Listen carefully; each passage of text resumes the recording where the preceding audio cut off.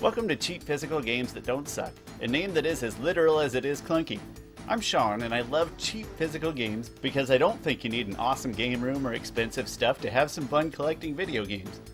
So I'm building a super official master list of CPG approved games, the inexpensive physical stuff that's good enough to play, stash on your shelf, and use as a paperweight or to level your furniture. What I don't have are trending market prices or detailed critical reviews. For that stuff, I recommend someone who actually knows what they're talking about. But I do have a website and a spreadsheet that are both embarrassingly simple, much like myself, and some cheap recording equipment. I want to kick things off big, so today I'm looking at one of the most popular genres on the best-selling console of all time. So here are 15 stupid cheap PlayStation 2 open-world third-person action games that don't suck. I did not include driving and racing-centric games or superhero games in this one because they deserve their own separate themes, I think. So, no Batman here, my friends. Alright, let's get started. With the most obvious choices possible. Grand Theft Auto is one of the most recognizable names in gaming, and the titles sold ridiculously well, so they're extremely common. San Andreas is the best-selling game, and maybe best overall game, on the best-selling console of all time. But allow me to be a cliche modern internet person when I say I actually prefer Vice City nowadays, because it's a little more refined and focused. Both of these games are actually getting more than just a regular stamp of approval. They're getting what I'm going to call CPG+, which I'll award to games so good and cheap and painfully obvious that I feel like basically everyone who owns the console needs to have them.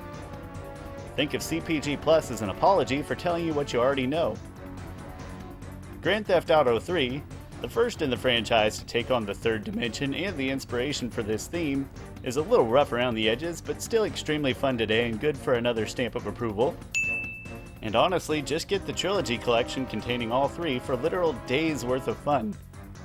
I'm not quite prepared to add the two Stories games yet because they are a little less common and I'm less familiar with them, but I'm sure they'll make the master list someday. True Crime Streets of LA deserves its reputation as a Grand Theft Auto clone. But in True Crime's defense, it was one of the earlier clones. It reverses the role, so now you're playing as the cop, and it's pretty well done. The sequel, New York City, wasn't as well received back in the day for feeling unfinished technically speaking, but if you can get past that, you may actually find yourself enjoying it more than the original, as there's generally just more stuff to do. All things considered, I prefer the original, but both are making the list, so whatever. Sticking with GTA clones for just another minute, the Getaway is probably the game you try to convince your parents to buy for you if they wouldn't let you have any of the Grand Theft Auto stuff in your house. It's a little clunky to play, but it distinguishes itself with a dramatic narrative and a cinematic feel.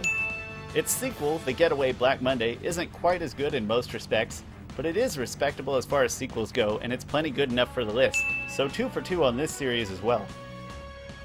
Mercenaries, Playground of Destruction is a very literal title, and it might be the third best overall game here.